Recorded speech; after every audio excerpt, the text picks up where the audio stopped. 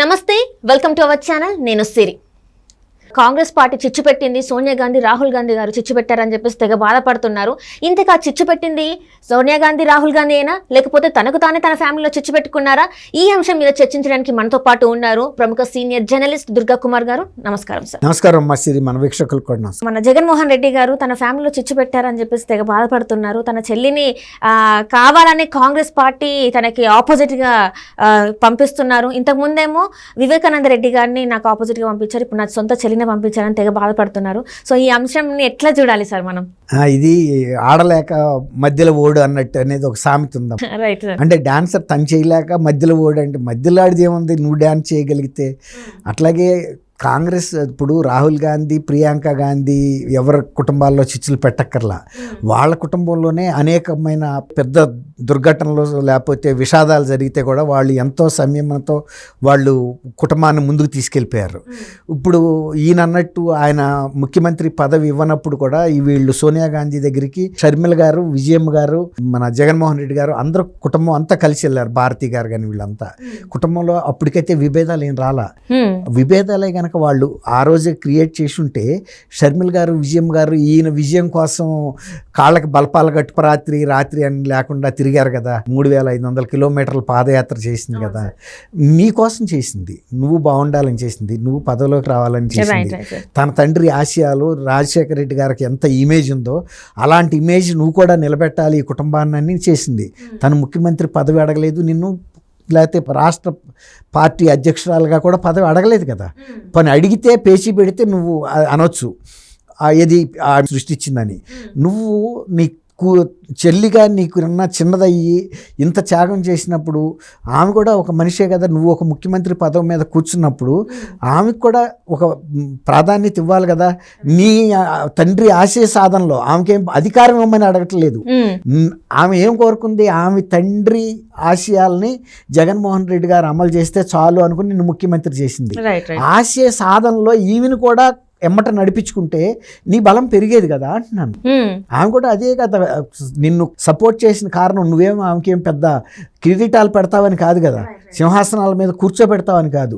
కానీ ఆమె సహాయం ఎట్టా అయితే చేసిందో అధికారంలోకి రావటానికి, తండ్రి ఆశయ సాధనలో కూడా మీరిద్దరూ చెరొక పక్క చేసి ఉంటే ఎంత నిండుగా ఉండేది. 2 కళ్ళు ఉండ మనిషికి, 1 కన్ను ఉండ మనిషికి తేడా ఉంటుంది కదా, 1 కన్ను మనిషికి. అట్లా నిండుగా ఉండేది. ఇప్పుడు అది చేయకుండా నువ్వు తల్లి గౌరవ అధ్యక్షురాలుగా పెట్టుకున్నావు, తండ్రి పేరు వైఎస్ఆర్ పార్టీ అని పెట్టావు. నువ్వు నిజంగా కాంగ్రెస్ పార్టీ కనుక అంత విషపూరితమైన పార్టీ అయితే అసలు నువ్వు వైఎస్ఆర్ కాంగ్రెస్ అని ఎందుకు పెట్టుకున్నావు? వైఎస్ఆర్ పార్టీ అని సింపుల్గా పెట్టొచ్చు కదా. అది కూడా తండ్రి పేరు కాదు. అది వైఎస్ అంటే యువజన, ఎస్ అంటే శ్రామిక, ఆర్ అంటే రైతు. యువజన, శ్రామిక, రైతు కాంగ్రెస్ పార్టీ.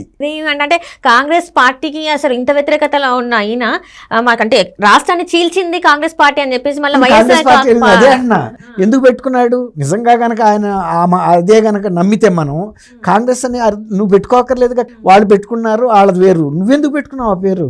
రైట్. అక్కడే తెలుస్తుంది. అందులో ఏదో ఒక ఆకర్షణ ఉంది, ఒక బలం ఉంది. ఆ బలాన్ని నువ్వు పొందదలుచుకున్నావు. నీ తండ్రిని సీఎం చేసింది కాంగ్రెస్, నీ తండ్రి ఇంత స్థాయికి రావడానికి కాంగ్రెస్. తర్వాత నీ బాబాయిని ఎంపీ చేసింది, నిన్ను కూడా ఎంపీ చేసింది కాంగ్రెస్. చేసిన ద్రోహం అయిన తర్వాత ఆయన బలవంతంగా వివేకానంద రెడ్డి గారితో రిజైన్ చేయించి కడప నుంచి పోటీ చేస్తానంటే కూడా సోనియా గాంధీ ఈ కుటుంబంలో ఐక్యత దెబ్బతింటది, ఈ పని జరిగితే తెలియక చేసుకున్నారు. కాబట్టి ఇట్లాంటిది మనం ఆమోదించకూడదని, నీ కుటుంబాన్ని ఐక్యతను కాపాడాలని ఆమోదం చేయలే. ఏదో కుటుంబంలో ఆవేశంలో మీరు అతను బలవంతంగా నీ మీద దౌర్జన్యం చేసావు, ఇది రాజీనామా, ఈ రాజీనామా నేను ఆమోదించని చింప అవతల పడేసి నువ్వు కంటిన్యూ అవ్వాలి ఎంపీగా అంది. రైట్. ఆ రకంగా నీ కుటుంబంలో ఐక్యత పెంచిందా, లేకపోతే నీ కుటుంబంలో అప్పటికే బేటలు ఇస్తున్న దాన్ని ఆమె సరి చేసింది కదా. మరి అట్లాంటప్పుడు ఆమెను పట్టుకుని ఆమె చేసింది అంటున్నావు. నువ్వు నీ చెల్లిని, అమ్మని సఖ్యతగా చూసుకుంటే వాళ్ళిద్దరూ నిన్ను ఇంకొకసారి కూడా నీకు వాళ్ళు కూడా ప్రచారం చేసేవాళ్ళు కదా. అంటే అట్లనే ఇప్పుడు ఏంటంటే తండ్రిని కోల్పోయి ఉన్న సునీత గారిని కూడా నువ్వు దగ్గర తీయలేదు కదా. సరే, ఇప్పుడు సొంత చెల్లితో విభేదాలు ఉన్నాయి. బాబాయ్ చనిపోయి ఉంటే బాబాయ్ కూతుర్ని తను కూడా చెల్లి కదా, ఆమెను ఎందుకు దగ్గర తీయలేదు? తీకపోగా అసలు వివేకానంద రెడ్డి గారు చంపిందే సునీతని నీ మీడియాలో ప్రచారం చేశారు. వాళ్ళ మీడియాలో తప్ప ఇంకెక్కడ కూడా ప్రచారం రాలి అలాంటి మాటలు. అంటే ఒక కుట్ర కోణంతో ఆమెని నువ్వు ఒక అంతకురాలుగా చూపించాలని ప్రయత్నించావు. ఆమె ధైర్యస్తురాలు, ఒక వైద్యురాలు, ఒక ప్రముఖమైన వ్యక్తి కాబట్టి గుండె ధైర్యంతో తట్టుకుంది. అసలు ఇంత అధికారంలో ఉన్న వ్యక్తి ఆమెను ఒక హత్యా నేరస్తులుగా వాళ్ళ హస్బెండ్ని కూడా వీళ్ళిద్దరే కలిసి చంపారని రాశారు. ఆస్తి కోసం చేశారు. చంపారని. కానీ ఏకైక వారసురాలుగా తిన మీద అన్నీ ఉంటాయి. అసలు ఇంకోటి షర్మిల గారు సిబిఐకి వాంగ్మూలం కూడా ఇచ్చారు. ఇది హత్య ఆస్తుల కోసం జరగలేదు, మా చిన్నాన్నగారు ఎప్పుడో వీలునామా రాసేసాడు సునీత పేరు మీద, కాబట్టి సునీతకు అవసరం కూడా లేదు అని చెప్పింది. ఇది కేవలం కడప రాజకీయం కోసం, అంటే లోక్సభ సీటు నన్ను పోటీ చేయమని మా చిన్నాన్న అడుగుతున్నాడు, పోటీ చేయాలని ప్రెషర్ పెడుతున్నాడు ఆయన మీద కూడా, అందువల్ల అది అడ్డం తప్పించడానికి చేశారని కూడా చెప్పింది. అట్లా కుటుంబంలో చీలికలు తెచ్చింది ఎవరనేది అక్కడ అట్లా కనపడుతుంటే, అట్లా కాదు అని ఇతరులతో చెప్పించినంత మాత్రాన షర్మిల గారిని విజయమ్మని ఈ రాష్ట్రంలో తెలుగు ప్రజలు ద్రోహులుగా చూస్తారా కుటుంబాన్ని చీల్చినట్టు? ఎవరైనా తర్వాత కడపలో పులివెందుల్లో ఎవరినన్నా విజయమ్మ గారు, సునీత గారు, షర్మిల గారు ఈ కుటుంబాన్ని చీల్చడానికి కారకులయ్యారని ఎవరైనా చెప్పగలరా? మొన్న ఆయన ఒక ప్రచారం, అది సమీక్షా సమావేశం ముఖ్యమైన అనుచరులతో ఏర్పాటు చేస్తే కూడా వాళ్ళు ముఖం సాటేశారు. ఎందుకంటే జగన్మోహన్ రెడ్డి చేస్తున్న పని బాగాలేదు, జగన్మోహన్ రెడ్డి వ్యవహార శైలి బాగాలేదు, మేము ఆయన్ని నమ్మి వర్కులు చేస్తే కూడా మా బిల్లులు కూడా ఇవ్వలేదు, కుటుంబంలో వివేకానంద రెడ్డి గారి హత్య కేసు ఇన్ని సంవత్సరాలు దాన్ని తేల్చకపోవటానికి ఎవరు అడ్డం పడుతున్నారు అనేది ప్రజలకు అర్థం కావట్లేదా? అక్కడ ప్రభుత్వం ఎవరిది ఉంది? బీజేపీ ప్రభుత్వం ఉంది. బీజేపీ ప్రభుత్వం ఆమె ఏం చెప్పింది? ఆర్థిక శాఖ మంత్రి నిర్మలా సీతారామన్ గారు జగన్మోహన్ రెడ్డి ఎవరో కాదు, మోడీ గారికి దత్తపుత్రుడు అని. దత్తపుత్రుడు అంటే ఎంత లార్డ్ గారా ఉంటుంది, ఆయన ఆడింది ఆట పాడింది పాట, అంతే కదా. అంత నీకు అక్కడ ఉన్నప్పుడు నువ్వు ఏ కేసులు ముందుకు వెళ్ళనిస్తావు? నీ మీద కేసులను ఆపుకున్నావు అంటే అర్థం ఉంది.